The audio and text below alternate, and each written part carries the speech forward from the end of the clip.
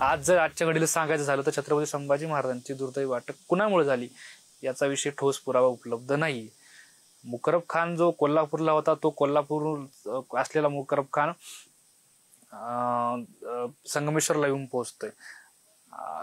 काही इतिहासकारांचं असं म्हणणं की तो कुठल्या मार्गाने आला तर याच्याविषयी देखील आपल्याकडे ठोस पुरावा उपलब्ध नाहीत. पण चर्चांच्या माध्यमातून जर आपल्याला पाहायचं झालं किंवा जर एक भौगोलिक दृष्ट्या जर आपण त्या परिसराचा विचार केला तर तुम्ही संगमेश्वरला गेला तर संगमेश्वरच्या आजूबाजूला एकदम झाडे एकदम किर म्हणजे अगद्या दिवसा जर तुम्ही गेला तर तुम्हाला अंधार जाणवाल.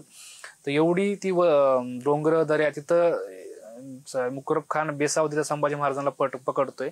एकतर त्या प्रदेशाची माहिती एखाद्या व्यक्तीला असल्याशिवाय ती अटक होणं शक्यच नाहीये. म्हणजे थोडक्यात फितूर झाली असणार. पण तो फितूर कोण आहे तर आता इतिहासाला माहित नाहीये आणि आपल्याला देखील माहित नाही. कोल्हापूरला असलेला मुकरब खान संगमेश्वर मध्ये कुठल्या मार्गाने आला. आपल्याकडे आता नाव जे चर्चेमध्ये चित्रपटामुळे आलं तर म्हणजे आंबा घाटाचं. दुसरा बी एक घाट आहे तो म्हणजे अनुस्कुरा घाटाचा. पण कुठल्या घाटानं तो आला त्याच्याविषयी आपल्याला माहिती आता सध्या नाही. पण बऱ्याच लोकांचं असं तर्क करून मांडतात की आंबा घाटाच्या मार्गेच तो आलेला असला पाहिजे. कारण आंबा घाटाकडून आल्यानंतर त्याला मध्ये नद्या लागत होत्या, नद्यावरती त्याच्या सैन्याच्या पाण्याची सोय होणार होती असे एक तर्क मांडतात.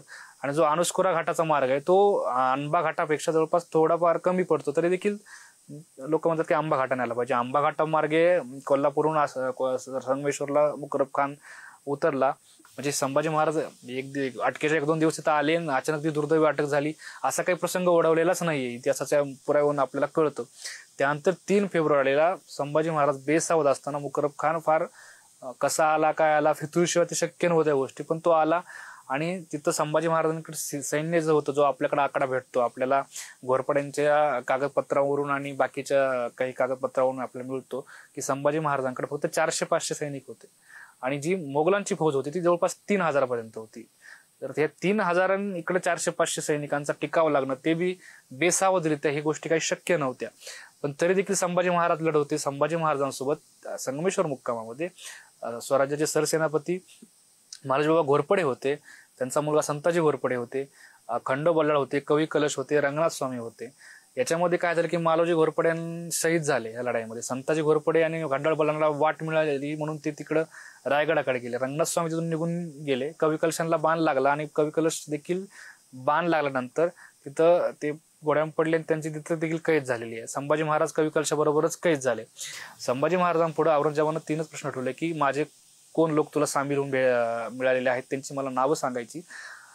तुझी संपत्ती जडजवाहीर किंवा जे काही असेल. कारण संभाजी महाराजांच्या अगोदर शिवाजी महाराजांनी 2 वेळा सुरत लुटलेली होती. त्या सुरतेमध्ये त्यांना अगणित द्रव्य सापडलेलं होतं. त्यानंतर बुरानपूर जी लुटलेलं होतं संभाजी महाराजांनी तिथं देखील त्यांना अनेक द्रव्य सापडलेलं होतं. तर औरंगजेबाला डाऊट होता की ही एवढी संपत्ती मराठ्यांना कुठे लपून ठेवलेली. तर औरंगजेबानं ते एक प्रश्न विचारला आणि तुझ्या सर्व किल्ल्याच्या चाव्या घेऊन माझ्याकडे तुझ्या लोकांना बोलव असे 3 प्रश्न संभाजी महाराजांना औरंगजेबानं विचारले होते. तर त्याचे आपल्याला पुरावे सापडतात. मग संभाजी महाराजांच्या या प्रश्नावरती संभाजी महाराजांनी काही उत्तर दिलेलं नाहीये. आणि ह्याच्या उलटच आपल्याला असं मुघलांचे जे इतिहासकार आहेत की एवढा अनन्वित अत्याचार वगैरे आम्ही संभाजी महाराजांवरती केला पण त्यांनी यदाकिंचितही मान खाली झुकवलेली नाहीये. म्हणजे औरंगजेबाचे स्वतः इतिहासकार सांगतात की संभाजी महाराजांनी हे केलेलं नाहीये, मान झुकवलेली नाही वगैरे. त्यानंतर बहादूरगडच्या किल्ल्यातून 15 फेब्रुवारीपर्यंत बहादूरगडच्या किल्ल्यामध्ये संभाजी महाराज होते आणि त्यानंतर बहादूरगडच्या किल्ल्यातून 3 मार्चला आपली वडोकोरेगावला औरंगजेबाची छावणी पडली पुण्याच्या जवळ आणि तिथं छत्रपती संभाजी महाराजांना आणलं गेलं. आणि 3 मार्चला आणल्यानंतर 3 मार्च ते 11 मार्च पर्यंत संभाजी महाराजांना ते ठेवण्यात आलं. 11 मार्चला शेवटी संभाजी महाराजांची वडोदरापूरला हत्या घडून आणली. आता ती हत्या कशी घडून आणलं त्याचं वर्णन वगैरे मी सांगू शकत नाहीये. पण एक नक्की सांगावं असं वाटतं की छत्रपती शिवाजी महाराजांच्या नंतर औरंगजेबाला असं वाटलं होतं की मी आता जातो सवळा आणि ही जी सर्व मराठीशाही आपली स्वराज्य आहे ती गिळंकृत करून घेतो. पण त्याचं जे स्वप्न तसंच राहिलं.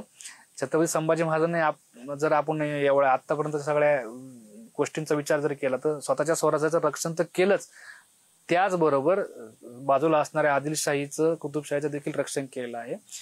एक शत्रू नव्हता स्वराज्याचा, पोर्तुगीज इंग्रज यांना देखील थोपवलेला आहे, त्यांचा देखील बंदोबस्त केलेला आहे. आणि हे सर्व करत असताना स्वराज्याच्या कामावरती, राज्यकारभारावरती कुठलाही त्यांनी परिणाम जाणू दिलेला नाहीये. हे सर्व करत असताना त्यांनी एक साहित्यिक योगदान देखील आपल्याला दिलेलं आहे. साहित्यामध्ये त्यांनी साहित्यकृती निर्माण केलेल्या आहेत.